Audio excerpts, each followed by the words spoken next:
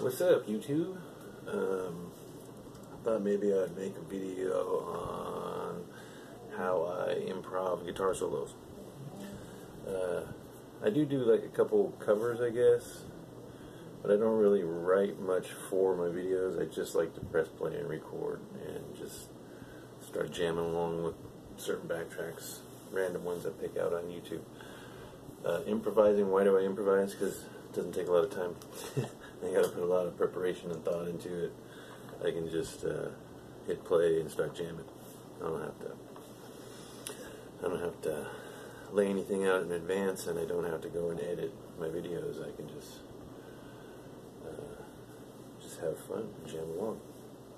And one of the things I always wanted to do once I learned how to start learning to play the guitar was to just try to be able to jam with almost any kind of style of music.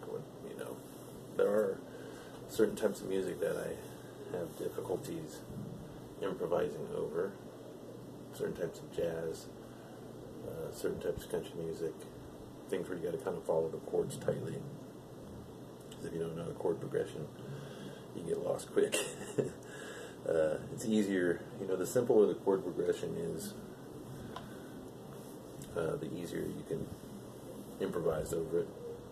And if it's just some kind of a riff, you know, chunky little riff, you can do all kinds of things usually. And if it's just someone kind of chunking on one note, you can kind of go all over the place. But I think I got like a little funky backtrack that I'm going to pop on and kind of show you how I break it down. I haven't really jammed over this one. I just tested it to see if it was something I can play over. I've got this kind of I hope this comes out good. I don't make instructional videos too much because I got big ass hands and they just block everything. And there's lots of guys on YouTube doing that stuff. I made a couple on modes and stuff, which I will be talking about a little bit. But so this is an E. I need some new strings. If I'm out of tune a little bit, I do apologize.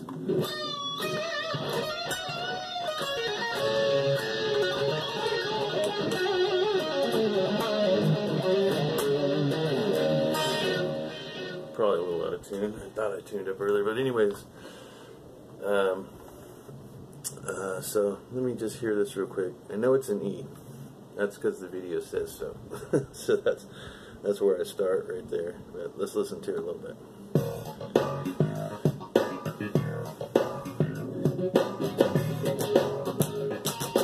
First thing, I like to get the rhythm with my hand to kind of get a groove as to what the beat's gonna be.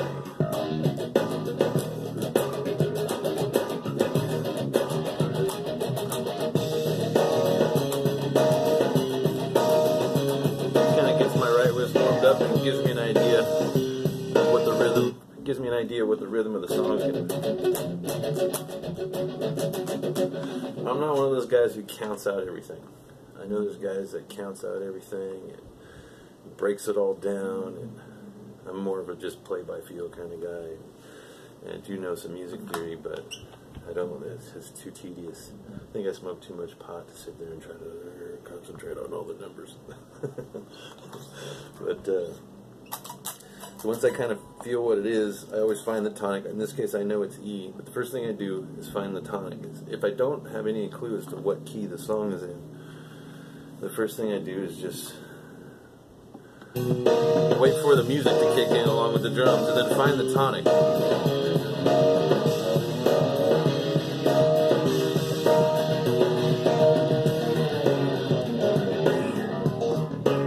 The simplest way I do it by finding the tonic is I just get on the top string and go until I find that one note that usually the song starts on, but not always. But that note will sound solid all the way through the jam. Okay, then you go, okay, it's in the vicinity of this note's key. So in this case, it's E. Now, the next thing I do is I like to do a process of elimination. You can usually tell with your ear if it's major or minor. But the first thing you do, you know, here's thing that's kind of cool about improvisation. If you know one scale, essentially you kind of know them all. You just need to practice moving the tonic around and then moving your positions around. But what I mean by that is if you know the major scale, you know, I'll try to do everything off of E, but that's the major scale. Well, it's the same thing as the minor scale. You just play it from here. You know, it's just off the first and then off the sixth. The first is the major, the sixth is the minor. So essentially, if you know a major scale, then you know a minor scale. It's just 6 notes apart. And then you also know modes, because if your tonic's the first, then it's that sounds terrible. If your tonic is the first, then it's major. If your tonic's the second, then it's Dorian. If your tonic's the third, it's Phrygian, Lydian, Mixolydian, Locrian, or not Locrian, Aeolian, Locrian, whatever they are. But you know, those are the modes.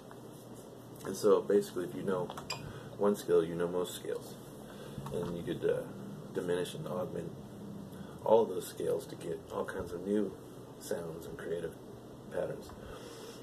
And then, you know, the notes in between the major and minor scale that are played, these notes, the notes in between are pentatonic positioning or scales. However, it's best to learn how to play your pentatonics over the top of your solfeggio scales, in my opinion. And what I mean by that, like if you're playing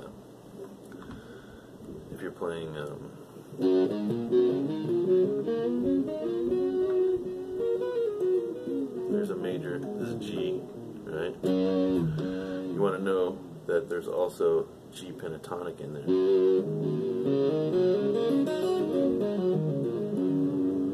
So learning to play the pentatonics over the top of the not just the major and minor, but the modes.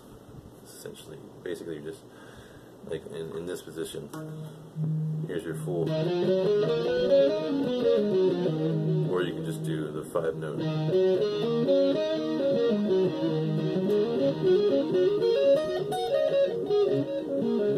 Anyways, so if you know one scale, you can use deductive reasoning, the process of elimination, or whatever, to try to figure out all the other modes and scales and such.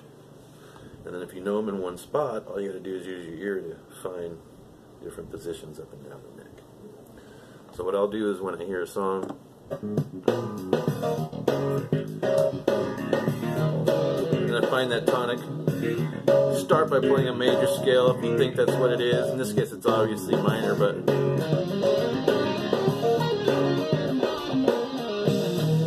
doesn't sound real good. So you got to trust your ear. If you go to play a major scale over the top of a minor and it doesn't sound good, you need to shift it. You know, so okay, so that's the first position of the E first. We're going to start with minor. Minor doesn't sound good over it, so I'm going to shift it down. So what I'm doing here is I'm just playing Do, Re, Mi, Fa, Sol, La, Ti, Do. I'm going to shift it down to where now my second is the E. So I'm starting on Re. Re, Mi, Fa, Sol, La, Ti, Do, Re. And we'll see how that sounds over it.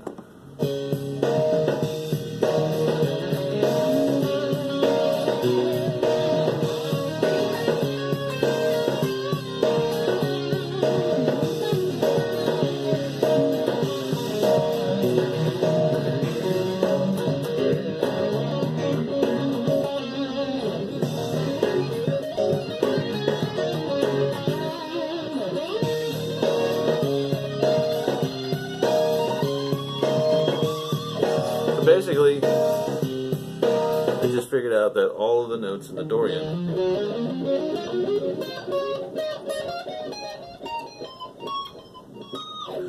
sound good over that track. So I got that in my pocket. I can just play Dorian all day and it's going to sound pretty groovy over that track. So major sounded like crap. Slid it up, put that in the second position.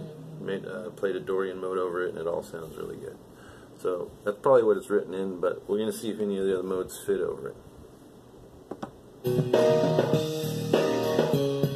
Basically what I'll do is put E in the third position there, and so it's on the solfeggio, E is going to be mi. Mi, fa, sol, la, ti, do, re, mi. Okay.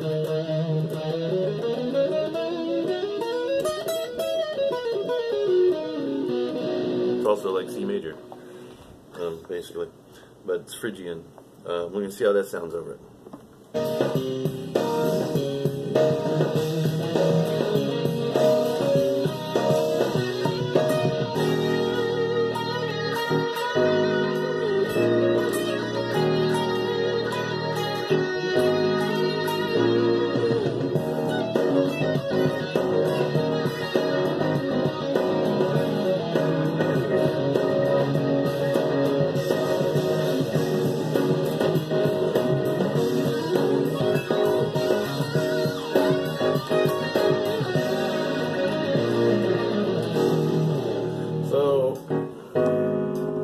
That obviously those notes pretty much fit over it, so you can put that in your bag. Now, I don't think that sounded with my ear as tight and as clean as the Dorian mode sounded, because this note really, didn't do a whole lot of justice on anything. So you can keep that in mind when you're doing your improv, that I can maybe slip into that for a minute and come back into the Dorian. You know what I'm saying? So next I'll put the E. I'll put it in the fourth position, which would normally be in E, fa. So it's going to be E is going to be in your fa and your solfeggio. Fa, sol, la, ti, do, re, mi, fa. I think that's it.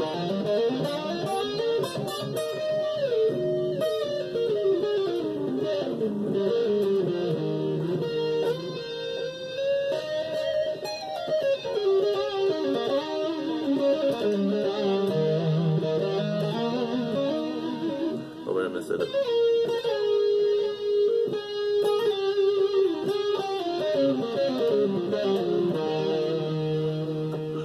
Yeah, I did. I'm in the wrong key. I gotta slide that up here.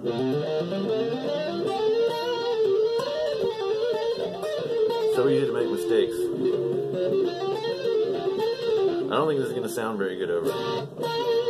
This is Lydian, not mixed Lydian. This is Lydian. So I was in the wrong key there. Sorry, guys. But basically, I'm putting E, fourth position from solfeggio.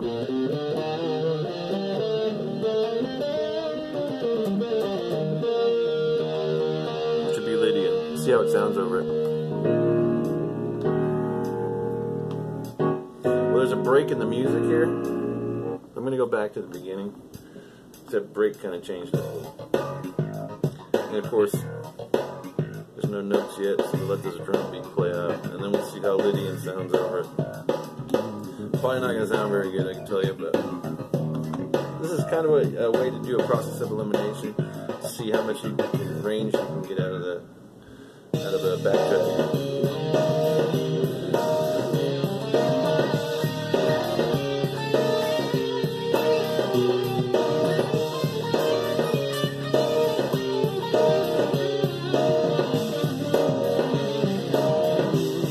Sounds terrible. Terrible. See, this is what counting will help you do a lot faster than using a process elimination. Actually, if you get good at this, it only takes you a couple. It takes me just a matter of moments in my head to figure this all out. So, explaining this is a lot more elaborate. That's why this will probably be a 20-minute video or something. But obviously, so that mode did not sound good at all. So your next one, your next mode in D, you're gonna want that E to be your fifth position, which is so sol, do re mi fa sol, do re.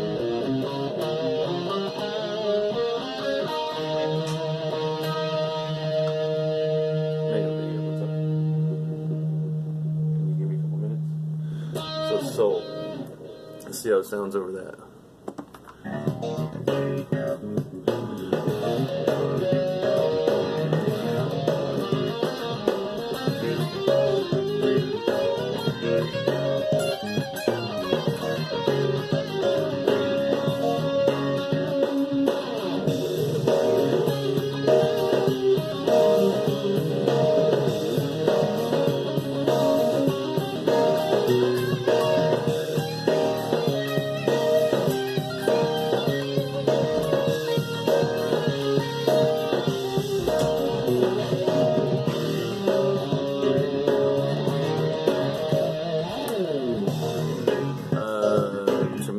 Sounded really cool.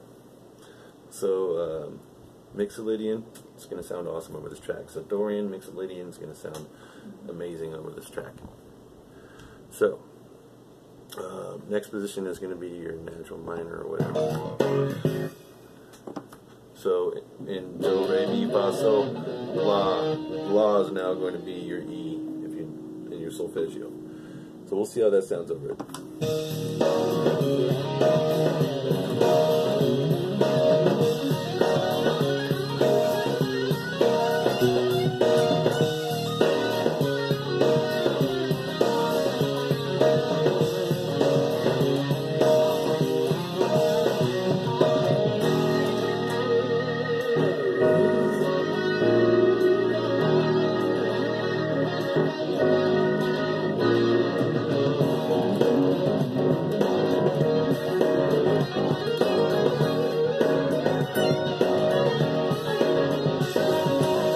Sounds pretty good. So it sounds pretty good. There's a couple notes that are iffy at times, but so you got all of those notes to play with in your bag. So your next position is I believe it's called Locrian. I know this is not going to sound good. It's not used very often, but basically you want your E to wind up as your T. E is going to be T in your solfeggio. So how are we going to do that? Let's find the E note.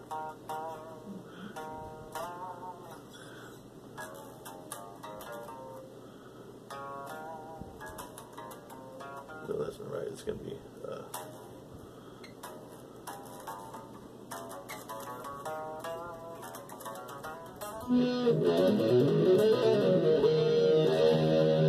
not going to sound very good, but we'll try it.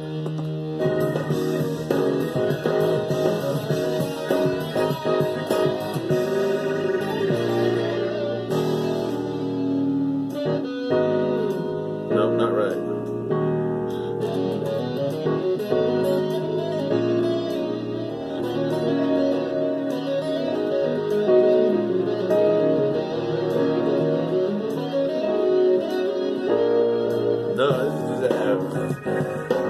My fingers kept wanting to find somewhere else to go because it just wasn't sounding good. So no harmonies. There's no harmony. There's really not a lot of harmony in that mode, but it's used in like some jazz and like death metal artists, heavy rock and stuff. And yeah, so.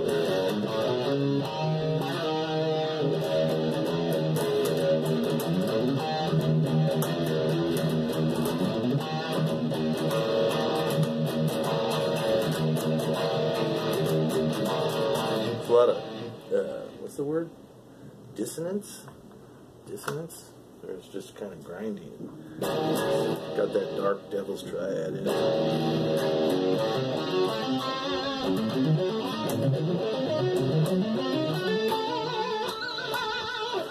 Anyways, that's not going to fit over that. So yeah. Now then, you have your pentatonic. I don't play modes in the pentatonic. I've never really practiced it. I just do major and minor pentatonic. So we can try those two positions and see how that sounds over it.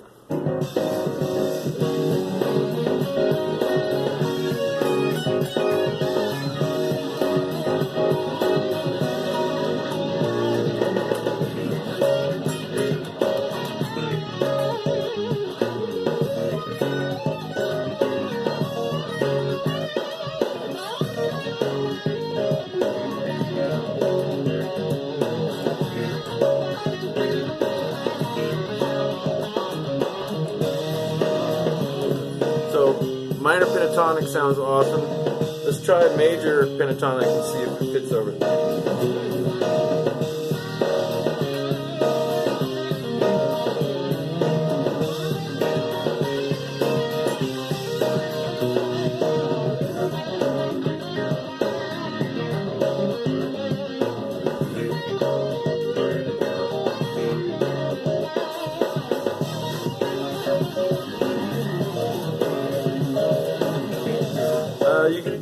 I think because it kind of ties into the Mixolydian, you can get away with it a little, putting some major runs in there in the pentatonic scale, but it's going to sound a little, not going to have a lot of to it. So, I don't know if that makes sense to people, but that's how I figure out how I improvise, where I'm going to go on the guitar. And then, once I'm actually start to play, I figure out what keys and modes I can put in. Some of those scales I'll slightly change up, maybe augment a note here or there, or I'll just blend them all together in different kinds of runs. When you're tapping, I mean, you can really get creative once you know all of those notes across the fretboard are going to fit comfortably. You can kind of go wherever you want, do whatever you want. So when you start to improvise, you want to keep in mind, okay, I want to slow down, I want to speed up, I want to do some hammer-ons, I want to do some tapping, you know, all the little techniques and the things that you have in your bag, you want those to come out at some point. Knowing your way around the guitar is the most important thing first, because if your fingers know where they can land, and your ear and your fingers are in tune and in sync, you get muscle memory for one, but you start to you can get in a zone where you just kind of flow, if you know what I mean, and then you can just kind of think about things like the techniques you want to try and what's coming up here. You can actually take a minute and not really think about what you're doing too much, but think, okay, the music's about to change. Maybe where should I go with this? Maybe I'll do some finger tapping. Maybe I'll, you know. The weird thing about, I always wanted to play kind of fast, but I realized once I learned how to play faster runs, I just want to go into that and come out of it, and go into that and come out of it, and then try other things and mix it all, because if you just do that all the time, it's not really cool. I want to learn how to sweep, and then I realized, you know, if you just do all that all the time, it's not cool. So you want to try to mix stuff. It's fun. I think it sounds better when you can be eclectic and mix all your different tools that you have, you know, and then once you get comfortable and confident as to where you're, you know, where you can go, then improvising becomes a lot of fun, and that's why I like to do it.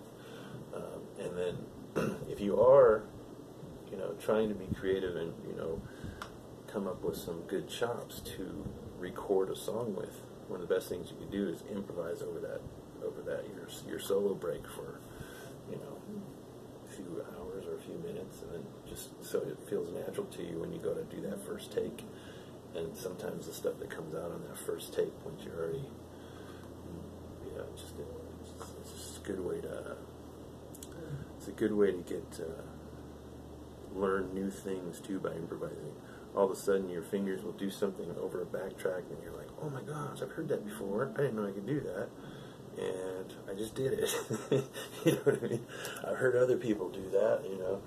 So, anyways, that's why I do a lot of improvising. I like to do it. It helps with the creative process. It's part of the spontaneous creative process that I really like, and I think it makes you a better player. It's practicing, but not just running scales. You know, you can put a different backtrack on and just play along and switch up. You know, the greatest thing about YouTube when you're a guitar player is all of these different style backtracks are available to you. Touch of the finger, it really broadens your playing. But anyways, that's about all I got to share. I hope anybody watches this, takes interest in it, enjoyed it, or learned something. Again, I'm not the best instructor on YouTube. Peace. One love, people.